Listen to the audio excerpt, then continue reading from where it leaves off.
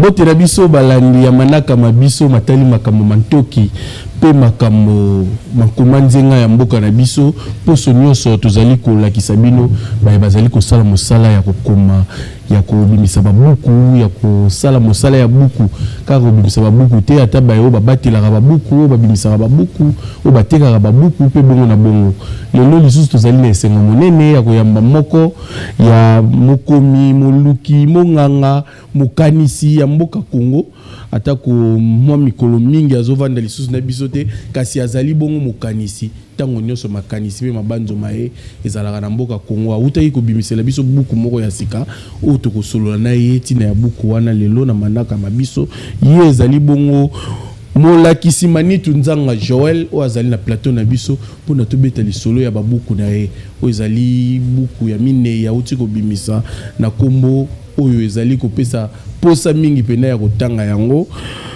une nation, un fleuve, un peuple et une langue.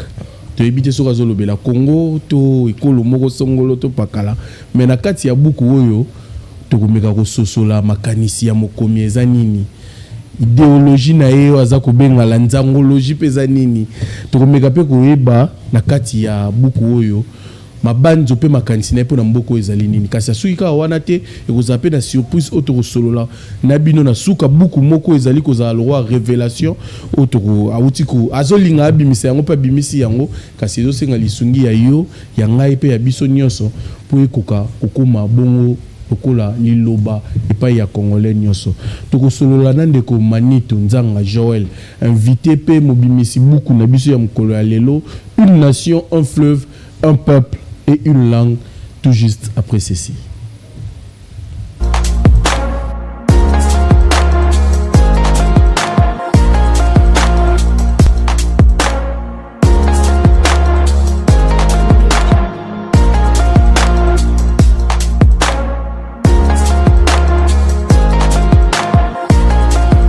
Teuti koloba azali bongo nganga ndenge teuti koloba azali bongo nganga ya mayele moluki mokomi mokanisi pe mobandi ya matali Afrique pe plus précisément Congo ezali bongo ndeko Manitu Nzanga Joel oyo aza babengaka to ami bengi to azali bongo savant to meka pe koluka pola nini savant ndeko Manitu Nzanga Joel mbote na yo ndeko mbote ndeko sensei boye bolamu na kati ya manaka na biso scripta en tout cas matondo mingi pour la invitation et merci pour être honoré parce que ce muta bengi si honoré merci na peine à répondre à l'invitation na honoré merci mingi penza en tout cas botondi mingi na yo ndeko Manitu Nzanga Joel oza ko mi benga savant to ba benga ko savant to za savant pourquoi d'abord savant na kombo na Ok, merci beaucoup. Savant et Zali créateur ya savoir.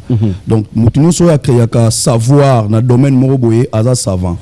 Alors quand on parle d'un savant, on va péjorativement qui connaît tout. Donc, on a savant, non.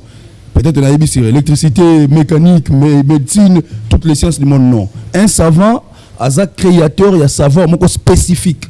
Ok. Donc, informatique, mécanique, mais on a un savoir, ils ont créé et botamé naza savant.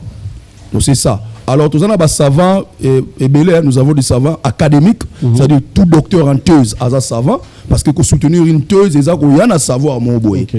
Tous appelle ba savant to benga savant indépendant, c'est-à-dire aux académiques té yomoko na première na yo na inspiration na yo au bani ko sala ba recherche mo boye au créer savoir mo boye parce que le savoir s'impose.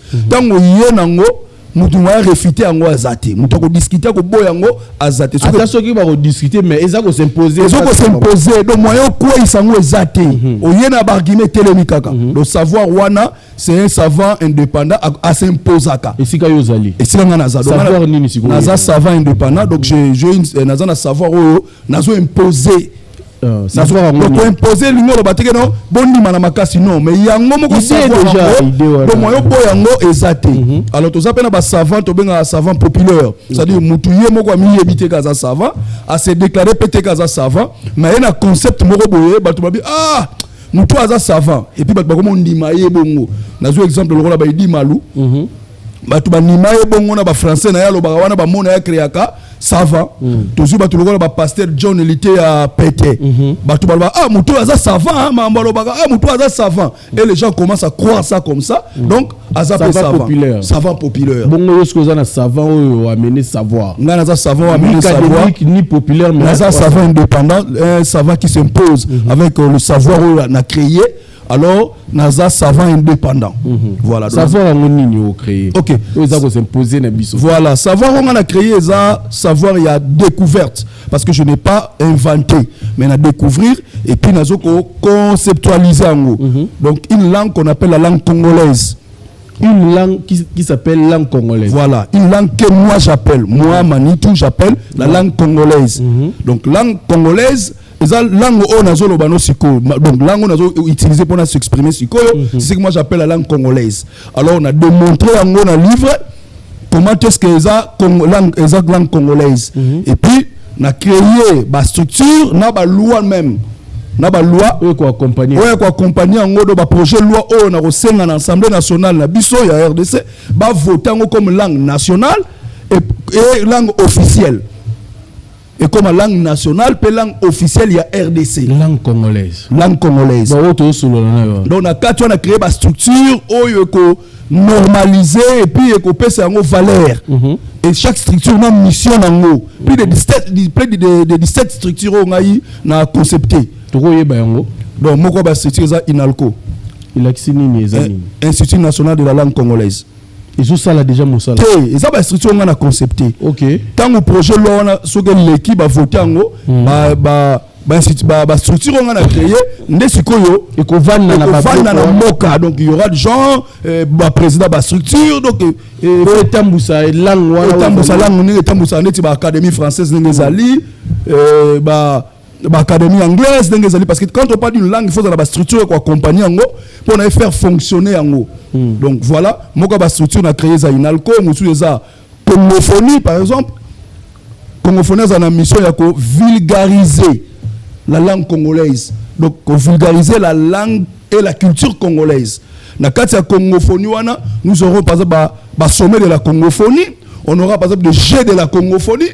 Dans le cas de la congophonie, on aura Kede, Nzango, Oli, Kebo, Lipate, Koukoulé, tout ça sont des jeux de la culture congolaise voilà. Transmise à travers la langue congolaise. Voilà, parce que les jeux de la congophonie, en congolais, pat, ndeka sumbinye, akoseli ba petit. Oh, ba petit, ça ce n'est pas les lingala. Mais koloba yango malamu. Et nous connaissons ça ko vandisa makambo nous za koloba. Beaucoup yo une nation, un fleuve, un peuple, une langue, il y a des bases place ici que bandeli. Oui, il y a des bases parce que je vise intention dans unité nationale. OK. Unité nationale parce que ceux qui tous a peuple, ceux qui tous a nation, c'est que tous a peuple. Ceux qui tous a peuple, c'est que faut tous dans la langue. Parce que peuple mon côté dans le monde beaucoup de la peuple était sans langue beaucoup de la nation était sans langue parce que la nation est un ensemble des habitants et territoires beaucoup dans la même culture même langue pas nécessairement non nécessairement pour la nation faut dans la langue vous avez la langue za moko langue aux représenter bien dans boza nation boza nation c'est-à-dire boza la culture moko parce qu'il y a une différence entre un pays un État et une nation. OK. Pour nous, la nation, d'abord, il faut la même culture. Vous pouvez être un pays, mais vous avez une nation. OK. Notre nation congolaise, la nation congolaise a été créée par force. Donc, Léopold a fédéré plusieurs nations. Tant qu'il y a un espace au Congo, il y avait plusieurs nations. Il y avait la nation Congo, au coup de la culture Congo, et leur langue qu'on appelle Congo, donc le Kikongo. Tout un espace Luba. Tout un peuple qu'on appelle les Baluba. Et ce peuple Baluba, c'était une nation, parce qu'il y a un empire Luba, et c'était une nation, parce qu'il y a une langue, on a la même culture. Ok, au Koutiba Yaka, au Koutiba Teke, au Koutiba Umbu, au Koutiba Nande, au Koutiba Pende, au Koutiba Mouchi, Bashi, de plusieurs nations. Alors Léopold a fédéré en nous. À Sali Koutou, à ta différence, État la guété. État a fédéré en nous. Tant qu'on a fédéré en nous, à ces bases qui n'animent. Attendez, non, fleuve Congo, Kobana Lola Bati, na embouchure, na Mwanda, il y a plusieurs affluents. Donc, la rivière est belée, quand on télé ba province de biso nyonso o esangisa Congo au moment que na ba province nyonso wana ceux qui ont traversé par le fleuve Congo soit par la rivière moko boire marana la fleuve Congo. Alors à Monique non, tout ça qui a un dénominateur commun moko c'est le fleuve Congo. Et on a béni naobi une nation, un fleuve, un peuple et une langue. Ton récit qu'on a déjà na fleuve, ton récit déjà comme un peuple. Ton récit déjà aux la nation parce que la nation à part culture, c'est le sentiment de vivre ensemble aussi. C'est le vouloir vivre ensemble, de ça la paix un état et comme une nation. Par exemple les États-Unis d'Amérique, ils ont plusieurs états. Ils ont plusieurs états. Mais ça n'y sont comme les États-Unis d'Amérique. Maintenant, le vouloir vivre ensemble, il y a des peuples, il y a différents États et d'autres nations. Et d'autres nations et d'autres cultures. Aujourd'hui, on parle des Américains. Donc, il y a n'importe quel État sur les Américains qui comprend un comportement, une manière à réfléchir, manière au monde à Makambo. Aussi, on n'est plus basé langue moko. Parce qu'il y a 13 colonies, dans 13 colonies, vous allez vous rappeler, il y avait 11 colonies, il y a anglais et 2 colonies, il y a espagnol. Il y a français. Il y a français, il y a français, il y a espagnol, puis voilà. Mais tant que sangani, une langue moko comme anglais. OK. La nation américaine, ils ont une langue qu'on appelle l'anglais. Donc c'est quoi je vous avais dit, Nebandeli, on ne peut pas être une nation sans qu'on ait une langue. Il y a un Léopold Ayaki a dit non, tu as une nation, tu as une langue, tu as un format qui a fondé une nation avec un français. Et ça, Congolais nous mais français a échoué. Échoué parce que ce n'est pas Congolais nous sommes le français. Et ça, na ba Congolais lambda o baloba français. Est-ce que Congolais nyoso alobara langue congolaise wana ozolo? Si Congolais nyoso alobara langue congolaise, mais la majorité des Congolais alobara langue congolaise. Tous on a ba élément. La majorité des Congolais alobara langue congolaise et puis ça sera maintenant imposé mais nous allons stimuler ba Congolais nyoso balobara langue congolaise.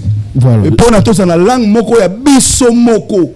Parce que surtout le que non, congolais nous sommes français, tu encourager tout ça, c'est très bien. Mais moi ici je parle d'une décolonisation linguistique.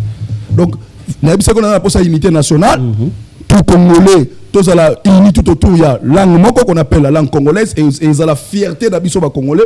Nous sommes des congolais, nous parlons congolais comme allemand, balobaka allemand, comme français, balobaka français, anglais, balobaka anglais, portugais, balobaka portugais, espagnol, balobaka espagnol. Et nous aussi des congolais, on doit parler congolais. On doit ou bien déjà langue le bamara. Tolobaka ngo mais faut reconnaître que c'est moi le tiers pour nous benga langue congolaise. Et voilà première partie de la question, deuxième partie bon, d'autres langues où ils allaient déjà coexister. Sort dans les amis. Ok, merci pour une très bonne question pertinente. Question très très pertinente, peu important. Pourquoi la bengango congolais?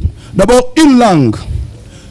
Et l'obamaka tena ba mo la langue mususu. Ça peut emprunter parce que la 40% ou même 20%. Je prends un exemple, il y a anglais. Anglais emprunta quelques mots en français.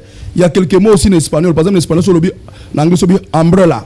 Parasol en anglais, c'est umbrella. Umbrella, c'est un mot outil en espagnol. C'est en anglais. Garçon, par exemple, garçon. C'est un mot outil en français. Aujourd'hui, fiancé, même quand le fiancé en anglais, my fiancé, est outil en français. Mais au moins, il y a plusieurs mots et outil en mot français en anglais. Mais maintenant, ce qui est comme une hybridation, ce qui est langue comme une hybridée, c'est-à-dire aux langues au sangisi et botta ce qu'on appelle créole. N'a un exemple. Tant on a le basiko, on a dit que non. Week-end on a obimaté parce que nous avons vraiment fatigué. On a l'obi langue quinoa. Je peux l'appeler comme ça. Ah, vous pouvez l'appeler quinoa. Yo benyango lingala te parce que comprendre que les lingala te. C'est ce que moi j'appelle congolais.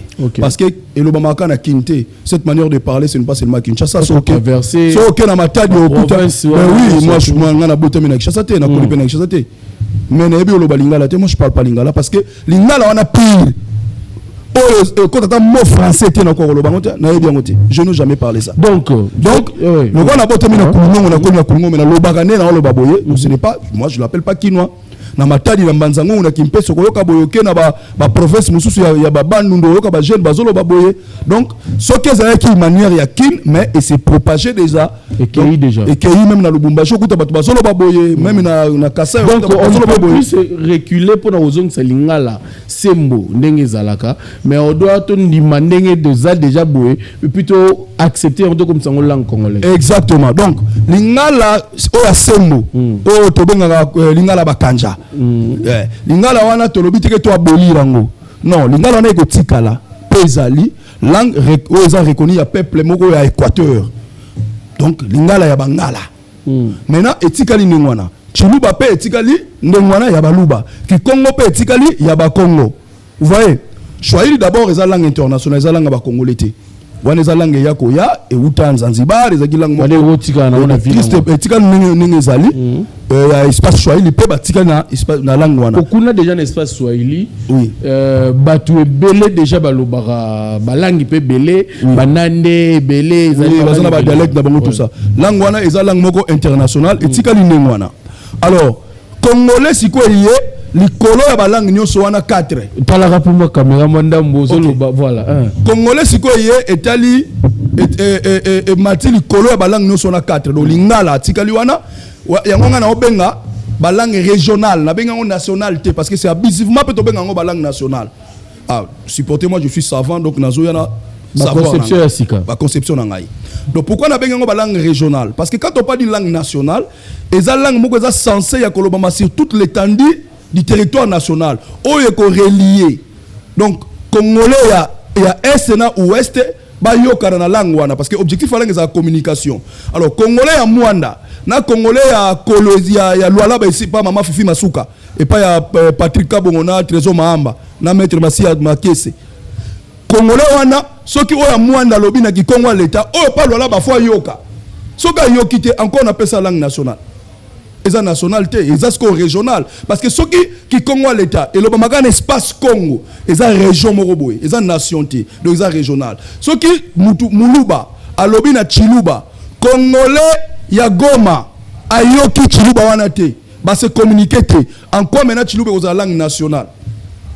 Ceux qui mutu ya est alobi Swahili na muluba yo kité ba se communiquer en quoi est-ce que c'est la langue nationale et la langue nationale c'est la langue régionale. Maintenant la langue nationale et la langue on a tombola o to benga congolais la langue congolaise pourquoi parce que la langue on a retrouvé quelques mots ya ki Congo net so lobino ah yo amuto keto tika keto ko ndeko na lobi langue ndeko nanga ya bwala ndeko nanga bwala na lobi langue ni ndeko tika keto na lobi langue ni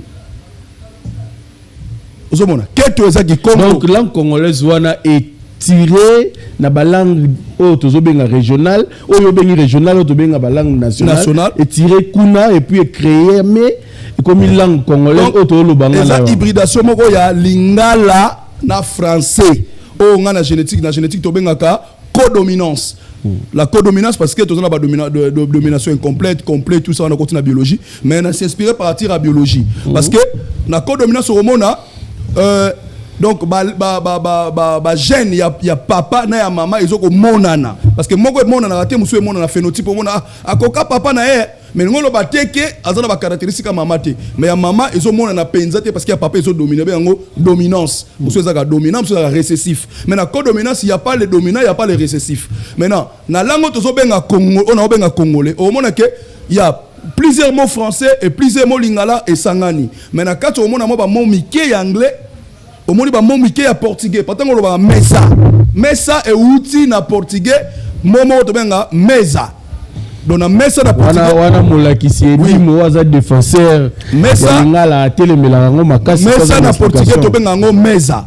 Alors mauvaise prononciation parce que ba portugais ba ya liboso ba belge na mboko mauvaise prononciation ya mesa et bota mesa kopo petsa ngama ina mela petsa ngama ina kopo kopo ezambo euta na portugais mais biso to sala ngona na lingala awa kopo to katango za lingala kopo za lingala te kopo euta portugais. Donc il y a certains mots ya portugais na katia o to zobenga bisima lingala onga na obenga congolais ya ba mots anglais na katia ezali et ba mots ya français ebele kutu français sangani na lingala nde na ba quelques mots ya Kikongo Chiluba massa te na okoma na noir rapidement na zo wewa na koma na no ville na zo wewa na koma ville wana isa idéal na yo ozolinga to koma bongo exactement mais actuellement qu'est-ce que nous sommes alors pour tout ça clair tous en nation to commune le roi tous en la langue non tous a déjà nation mais pour tous à la peine nation ya solo valoriser toi voilà tous à la ce qu'on a langue na biso autre benga la langue congolaise ko augmenter fierté na biso national parce que le loba français zoba mboka nyoso baza kombo ya mboka na kombo langue kokana baza la fière makasi hein. Un peuple français, un citoyen français, il parle la langue française. Un citoyen anglais, il parle la langue anglaise. Un citoyen allemand, il parle la langue allemande. Un citoyen espagnol, japonais, pareil. Japonais, il parle japonais. Tu vois, ce qu'on va payer, c'est la langue, il y a bangoté. Par exemple, tu suis bamboka musuba ça peut la langue na bango mais et bana penati. Aujourd'hui Belgique, ça la langue na ça la wallon tout ça, mais langue français de la Belgique, français du Canada. Donc vous voyez que bah pendant la fierté penza makasité par rapport il y a ba français au bazana langue na bango moko et langue wana s'imposer dans le monde comme langue ya diplomatie, anglais s'imposer comme langue ya business, langue ya technologie, ya science et biso congolais langue na biso ça le lot reconnu au Fali Poupa abengaka le lingala c'est la plus belle langue du monde mais moi je forme à Fali Poupa que Fali aloba lingala te pe ayemba lingala te donc Fali vous chante en congolais donc il faut aloba que le congolais ou la langue congolaise c'est la plus belle langue du monde pourtant oiseau yemba par exemple Thomas Edison a sala 700 essais fructiers sans succès mon amour pour appeler ça en poule a persévérer qui verbe persévérer qui est un verbe natani na français okoloba persévérer qui très bien mais quand on dit persévérer qui ce n'est ni français ni lingala c'est que moi j'appelle congolais parce que congolais kozwa infinitif na biso ya lingala ko azui verbe moko na français ça devient infinitif a saliango a tiango so infinitif neti ko comprendre ozo comprendre na comprendre qui bien te wana lobi langi c'est que moi j'appelle congolais. Donc il faut admettre que la langue c'est botama na Congo. C'est botama parce que sengeli to ndima yango to yango to salela yango to komisa ngo la. Oui voilà. Et puis on a codifié yo obongisi déjà na mot ba code no soto ko accompagner langue wana. On a déjà na idée ko créer par exemple infinitif tout verbe o ekoti ko même uza na langue nini et comme congolais. OK. Par exemple so na zui verbe mo na anglais. Na zui verbe mo na anglais. Par exemple to love, to love. So na tonga ko et comme congolais c'est que soit anglais ko love. To ba so na zui neti verbe mususu na zo neti clean, to clean. So bi ko clean et comme da congolais do ko nettoyer. Clean nano mesako otika mesa salité boneni. Clean ango. Neti ba mo info neti ba informaticien neti so lo bi no ko delete. To delete abi ko delete. Delete ango nano go et comme congolais. Delete ango nano.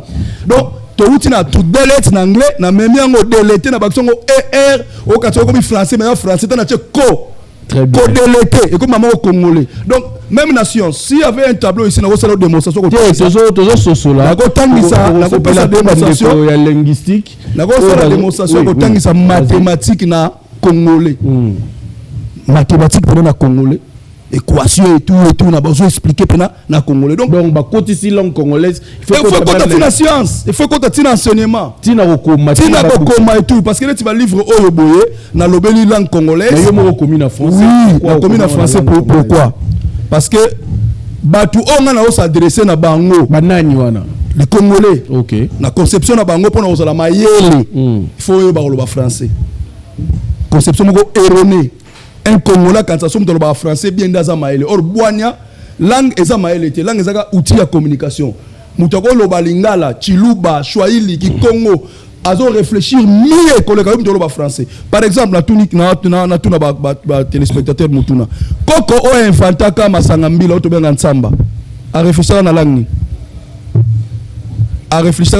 bande ko ba na Facebook ba commenter na ba répondre ba commentaire a réfléchi à la langue koko inventé à masanga mbila to benga nsamba il a réfléchi en quelle langue donc langue koloba langue moko ba paya elingo loba tike ko zala mayele parce que koloba donc so to lobi bongo c'est que na France bazo ba bazate parce que ba français no so ba français donc il y a pas de bourrique français il y a pas de aliéné mental français il y a pas de retardé mental français bazali donc on peut enseigner mathématiques na langue congolaise wana et idéal na ezali que tondi ma commune ekota na kati ya donc idéal eza bongo ba prochain livre na commencer na français parce que si na l'accès ba congolais que non toza na langue parce que langue on a déjà utilisé langue congolaise moni langue et botamaka par le peuple et pour le peuple parce que langue congolaise langue moko vivante chaque jour au quotidien ba mo ezobotama ba expression ezobotama na mikolo nyonso alors esenga asko mutu akoya atali o eza sous lingala te o eza sous français te o comme langue parce que même na histoire français au monde que français et bandi kolobama na France et comme officiel na France na 14e siècle et pas ya roi François Ier ndemu ta décrété ngo comme langue officielle parce que na France bazana ba langue belé ba langue régionale belé et latin tango yé parce que langue o yaka toujours na colonisation ça langue moko imposée leur empire romain ça ko dominer Europe tango ba koti na France ba imposer bango latin et il y avait le latin vulgaire na latin scientifique toloba alors latin vulgaire après wana to so lango tango musuto sugalo na mamuta et nazo yana nous expliquer comment est-ce que langue voilà latin vulgaire comme ce ko hybrider na ba langue locale ya France notamment ba franc osomona ba wallon pesa ki wana nde ko bota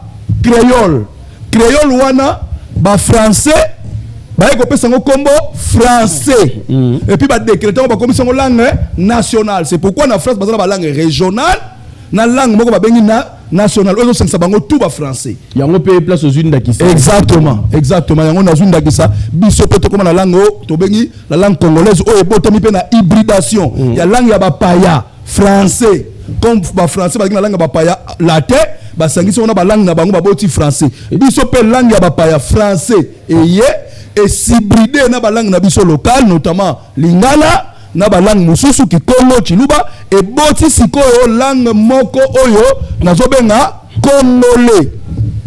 Merci mingi Sava Manitunzanga Joël o azali ko panzanteke de tuluba la langue congolaise to bega o déjà bon voilà azo panza idéologie zolozina azo fongola indusa eza bongo idéologie na mais c'est vrai to moni livre oyo ko créer pe débat na ba scène scientifique na ba espace littéraire pe scientifique batu ba oyo sandeni pona reçoit beaucoup oyo nazana yango na maboko wa une nation un fleuve un peuple et une langue bien que le belle spiritualité parce que je suppose aussi que non un peuple une nation basé na spiritualité na yango mais wana toko tanonte bien ko répondre na deuxième partie mais toko zona no beaucoup wapi OK beaucoup oyo ezali gratuit nazoteka yango te pardon bandela na nulo wala beaucoup ezali ofele donc batu ba oyo zo beaucoup ofele bako ozwango ofele na format e-book na format e-book na usala ndenge nini po bazo yango il faut bakota en contact na Ndeko Sese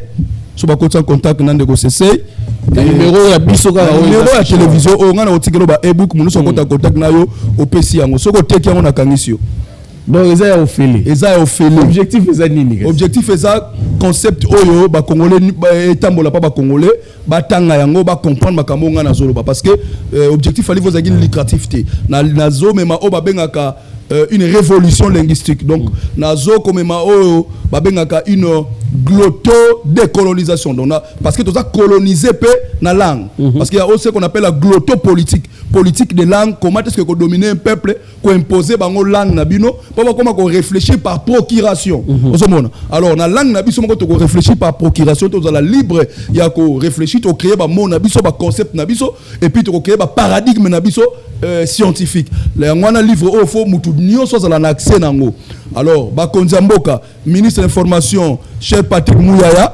azala soki ya kosunga biso pour la vulgarisation livre oyo na support nango manuscrit alors bakoko subventionner nango ba produire nango ebele ba même la culture même ministre la culture ba mayolande ba bibliothèque nyonso ya ba université nyonso ya RDC ba école mais est-ce que vous a préparé pour un échange avec des étudiants avec les cercles littéraires exactement pour vandara tu ozongela biso kaponga ndem na signaler bat na sali ke o reporter voyage na yo poto solo la makambu ya buku oui je devais rentrer depuis le mercredi passé mais Ndeko Sese a senga ngabino naza classé na semaine oyo donc na retardé voyage nanga naza enseignant na institut supérieur na Luanda kuna Kalandula institut polytechnique privé du Kalandula d'Angola naza enseignant na département ya pharmacie parce que je suis pharmacien alors donc naza enseignant assistant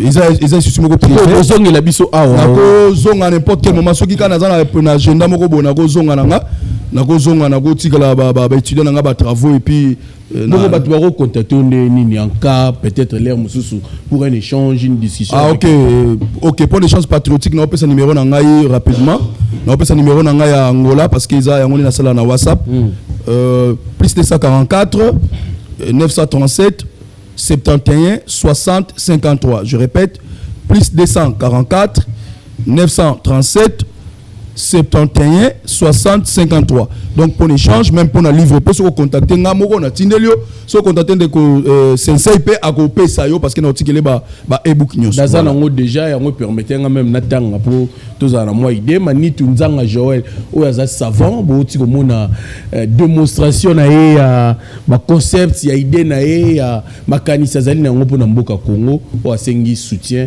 ya gouvernement mais apparemment le gouvernement aussi se place dans ce système. Est-ce qu'il y a un souci? Il y a glotto-décolonisation, glotto-colonisation autour de ça. C'est aussi problème. Est-ce que il faut que matatique au pouvoir pour nous bon la makambu yomoro? Bon, nous allons croire d'abord dans son excellence Félix Antoine Tshisekedi Tshilombo, nous allons croire dans la politique nae. Naebi que neko Félix Antoine Tshisekedi Tshilombo aza muto aza na vision moko pour na mboka oyo. Je ne crois pas que vision oyo soki mokonza mboka a yoki yango soit sololi yango a kozala contre yango non nanzibite parce que yemoko d'abord aza muto yo aye ko longola RDC to azoko lutter pour longola RDC na colonisation économique na colonisation politique lelo mokonza mboka lobi que RDC aza prêt à signer partenariat na n'importe quel moka oya kokota par la porte mais na kalatono mona ce qui est travailler na ba chinois c'est-à-dire ko ba na ba américain so zo travailler na ba européen c'est-à-dire ba na ba chinois mais aujourd'hui azo travailler na ba chinois et bazo ko mettre pas en place accord ISA RDC na Russie baza ba pour parler Kazakhstan bengisa ki accueilli ba sali ba partenariat na Kazakhstan au moni oyo nani Ukraine auti ko bengisa ye en parlant ya président olingi ko sala mbela mingi panaye to lobeli pe beaucoup ezali ce soir comme on a Félix Tshisekedi le rédempteur et sauveur politico-économico-sécuritaire de la RDC. Yo ba opposa ba rolando na mabanga wate makambo zolo bana ba opposa so ba ninga na mabanga ba rolanda na mabanga parce que ndenge ba bomara Jésus Christ ba bomara yete parce que Jésus Christ azalaki mabe to makambo azalaki ko te azalaki mabe mais ba bomaki Jésus Christ par jalousie parce que ba lingaki ba pharisien ba sadducéen ba lingaki ba continuer ko dominer scène ya religion scène spirituelle mais ba moni un jeune prophète aye ayena ba concept mususu il vous a été dit mais moi je vous dis il vous a été dit mais moi je vous dis alors ba moni o susu nanyo ba ngaba kangama ba tradition na bango yangonde ba ling ba bomaki Jésus Christ alors so ba laninga na mabanga ba kangamaki na ba régime o eleki ya lokuta ya koyela batu ba 5 chantiers place chantier ta moko to mona te 5 chantiers mais ata chantier moko to mona yango te ba la biso ba la révolution de la modernité. Revenons à Félix Tshisekedi parce que c'est ça politique livre politique et ça politique. Mais oui, c'est bon on assumer angle nayo. Mais j'assume. Mais il y a d'autres personnes de quoi Aristote autre Mbappé récemment abimisi 354 promesses il y a président de la République non tenues, non réalisées. Voilà. Ce qui abimisi 354 promesses il y a président de la République non réalisées. Est-ce qu'il y a une promesse à chef de l'État où ils ont pu réaliser? Nzambe Koutou, souverain du ciel de la terre, après ça, Israël promesse à travers le patriarche Abraham. Alors, ton peuple, ta progéniture, ira en captivité pendant 400 ans. Mais moi, l'Éternel, je les délivrerai par ma main puissante. Tant que Israël va accueillir la captivité, sur le temps de la Bible, dans la Genèse, vous allez voir que, dans l'Exode, pardon, vous allez voir que Israël va s'ala 430 ans. Donc, c'est-à-dire, tant 400 ans, et Kokaka, bana Israël ba ko pe ko ba kenza mbaza lokuta parce que la raï bango bimisa bango na 400 ans ba obima mais ils ont fait 430 ans pour babima donc ba congolais bango ba pesa Félix Tshisekedi comme promédie ba pese comme promedi bango ba moni peut-être bazo finga nzoka bazo loba makambu eza lokola Balaam akeko senga la ke la bana Israël mabe mettant wa ke olia la kamaba komi ko pambola ça va un peu très spirituel apparemment akomi ko pambola je suis un prédicateur de l'évangile dans un prédicateur apôtre missionnaire dans 3 églises aussi na fonda on a ke na bandi pendant na maboko boye na baloté ya moko mi balé église botami passer là. Est-ce que pour être une nation, un fleuve, un peuple au katinga place nanga na silisa te bon to lingi to kota na expliquer promédité bon OK évoluer bon on a tout na mot Balaam sikotango ake wala ke la mabe akomine ko pambola nenge pe ba congolais ya mauvaise qualité balinga chef de l'état te ta ba pese ba combo marionnette promédie so na zuna nous promédie elingo lo bani la promesse de Dieu or promesse de Dieu ate umeli suka et kokisamaka tate ko la pese biso promesse ba bateau de pêche batu baloba eza frappe eza lokuta le ka umeli yangwana na matadi ba nyoso ba kangi minoko ba très ngo kufa lokuta ba très yangwana ya solo ezokende banzela Kinshasa no so chantier na chantier Kinshasa tout chantier ba province ngo na za mona ya kulungongo lelo to zuila nzela na biso to monoko lela depuis Kasavubu depuis Mobutu depuis Colon kulungongo Kimpangu c'est la biso makadam ezokota wana ezaki jale loté ce qui est interdit pour un scientifique non c'est que je sais un scientifique jale les interdit mais makamona zolo basikoyo un scientifique parle des choses qui sont démontrables donc makamona zolo banako démontrango et cela fait de lui la rédacteur peut sauver un exactement parce que quand on parle de la rédemption ça vient du mot racheter c'est-à-dire ramener kozongi c'est loko bino bobungisaki maintenant quand je parle de la rédemption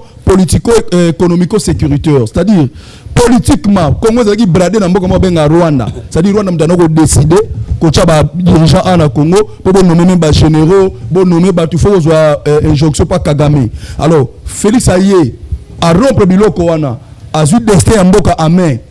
Donc, politiquement, déjà, tout ça racheté Mboka Zungu Maboko Nabiso. Économiquement, aux journalistes, bien sûr, la littérature nous a informé, on a dit que tout le monde a récupéré 600 titres miniers. Oyo ezalaki brade epa ya bakagame baobasanjo batabumbeki bakabila bagénéraux donc eza 600 titres millions soko comparé on terme territoire ko zaloko la Rwanda na Uganda osangisi ezaki na maboko ba multinational ba brada yango Félix a récupéré yango récupérer c'est ramener c'est racheter donc c'est en cela il est un rédempteur au livre autour TKPKK to livre likanisi ezali mokonza mboka a subventionné yango c'est-à-dire a subventionné yango a pesi mosolo to produire on a ba quantité belé même 100 000 exemplaires to kabol na ba congolais au bazana posa kotanga et puis to ko organiser ngo lobi wana ba conférence débat na ba étudiants na ba académique na ba université to ko soit université moko par ville donc par la province to poni ville moko to ko tambola Congo mobimba ko lobela livre oyo et puis kotika yango na ba bibliothèque ya ba école na ba institut supérieur to pe ba université pona ba congolais à lobby même après 100 ans tangu ba okuta mboka o développer mboka oyo sécurisé mboka oyo émergent ba se rappeler qu'il y avait un homme qu'on appelle Félix Tshisekedi Tshilombo donc wana vraiment na sali déjà ba démarche nanga on a koko sala na kutana ba quelques conseillers chef de l'état dont je te les noms on a passé officiellement ba livre pour ba remettre le chef de l'état voire même na ba note ba lettre tout ça soki ba ozala monter ba malamu ya okomisa ngo patata ekolo je sais que na ozala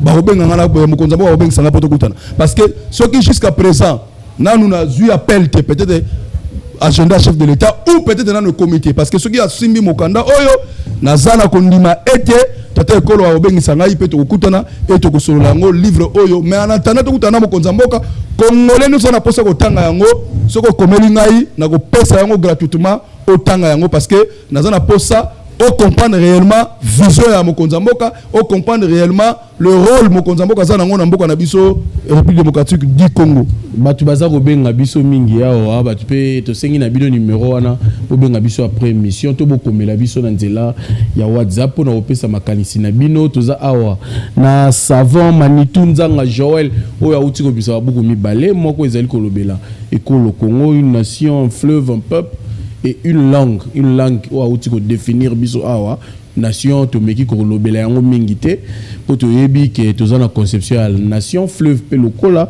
peuple tondima déjà tous à peuple moko mais to vandagi mingi na langue o yaza ko benga langue congolaise o to sengeli kondima peko yamba yango et puis ezana beaucoup o ya komi Félix Tshisekedi et le rédempteur et sauveur politico-économico-sécuritaire de la RDC.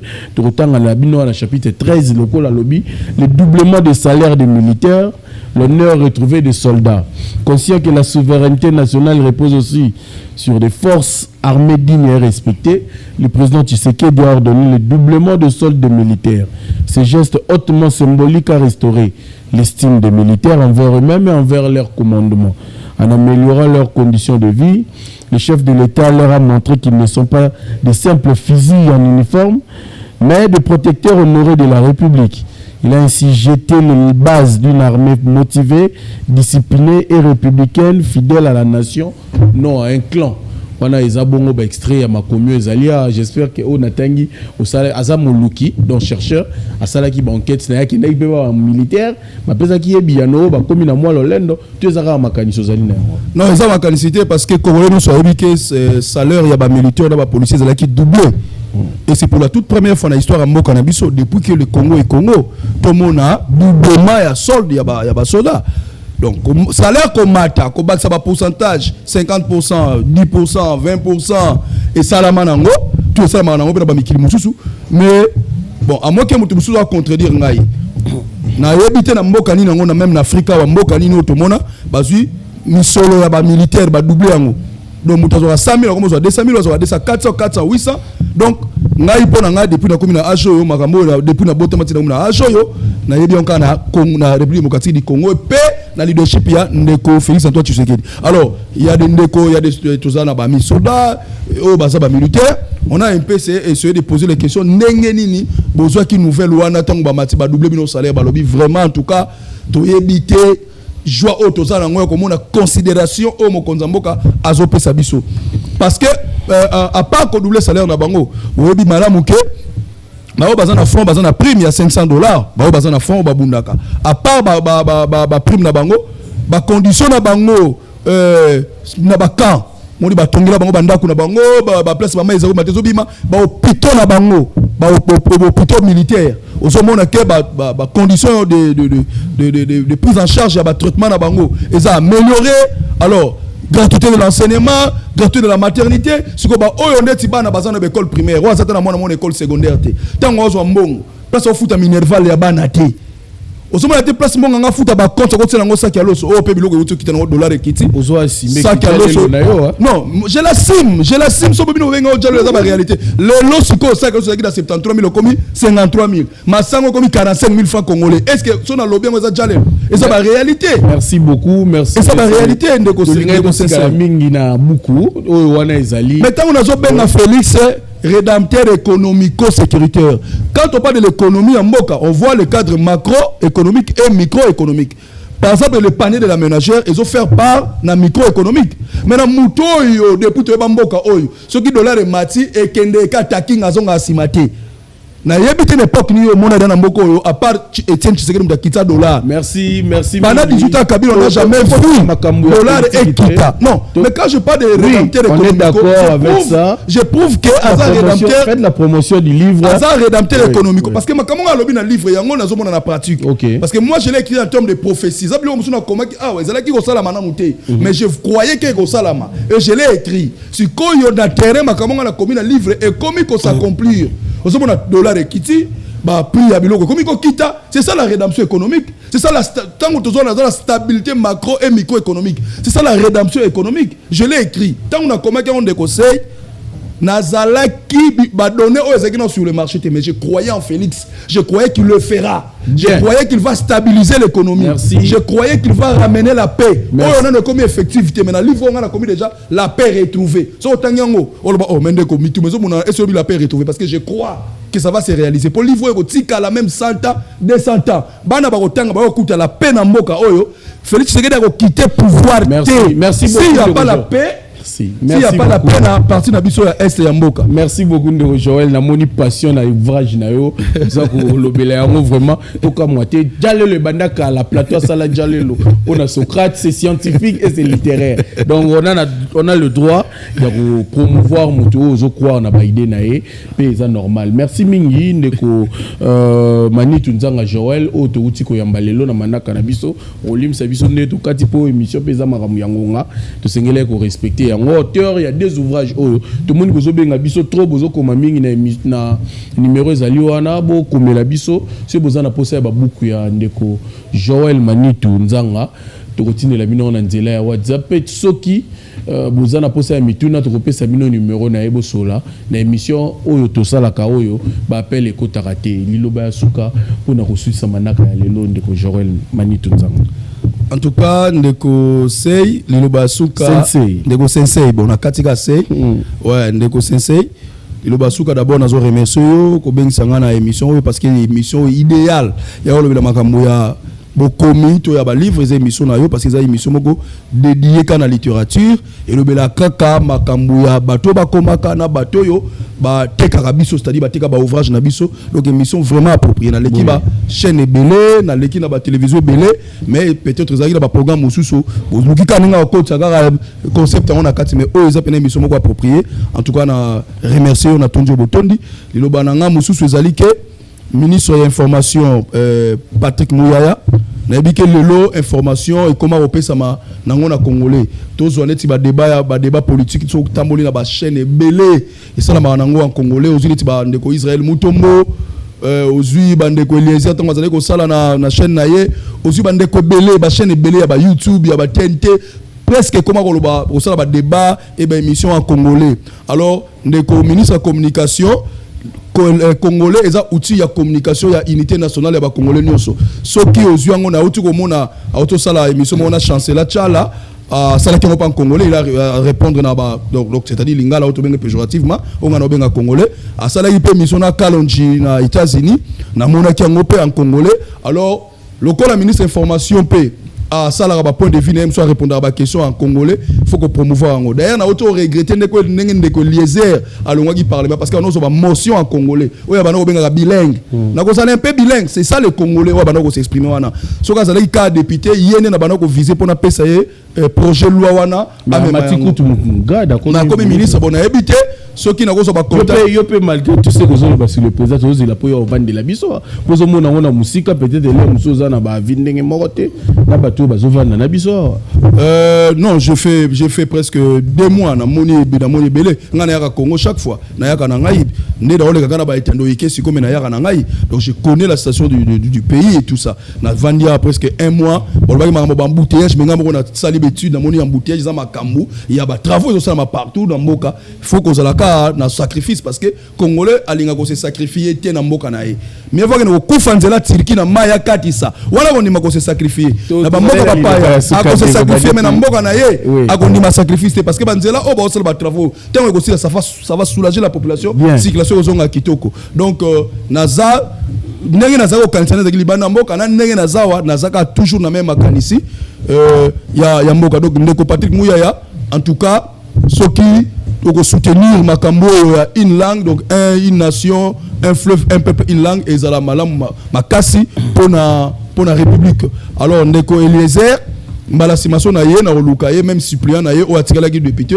j'espère que oluka pe mo kambi ya matali to culture ma elebe po na sunga wana ndeko sensei ko sunga ngai ko sunga lokola yo o lobela littérature donc ozo promouvoir culture mboka na biso o sunga ngai na kutana na ye to me ko pesa makanisi na biso et pour na ba projet loi wana et comme en assemblée nationale ceux qui ba adopter ngo ezala lokumu pe lokumu ya bana mboka Congo et puis to outiller Congo na biso na langue et puis to redorer fierté na biso pe to promouvoir unité nationale. Merci mingi ndeko Manitu Nzanga Joël o azalaki na biso pona ko lakisa biso ba buku na ye o utiko bima liboso yango na loboko na ngai ya mobali o ezali une nation un fleuve un peuple une langue ouais talisi biso pena nini eza langue pe azali côté ya biso idéologie na ya langue congolaise et puis tozali awa na moko mususu oyo komi Félix Tshisekedi est le rédempteur et sauveur politico-économico-sécuritaire de la RDC babuko mi balé bozo yango ofele au refutata le meilleur mon côté ezali par monene ndeko azali ko sala na kati ya mokili na biso ya Tokyo tozali ko pesa poka kozwa pe ko kumisa mingi na mosala monene o azali ko sala merci mingi o azali bongo savant azana savoir o azali ko défendre auti ko lakisa biso na bo pousser nini azali na ngo pona mboka ya Congo tokoliki ete mbala sima toko yamba yo pe tokolwa kotambusa buku o bisika biso o sengeli po ete baye bayo po zongela biso pe awa ya retenir ba conférence ba atelier et puis ba échange na batunyo soto bozana posa ya lisolo na yo merci mingi ndeko Manitou Nzanga Joël merci pona biso to bosana te ko tanga tango nyonso mikolo miso bisika biso tango nyonso to ekoki pona botanga nde pona kotanga nde moto akomaka moto to tikali malamu na mabota na biso pe to kutani poso ezali kolanda na moko ya baye basala mosala na komanzenga ya mboka na biso mais en attendant kimia na mabota na biso.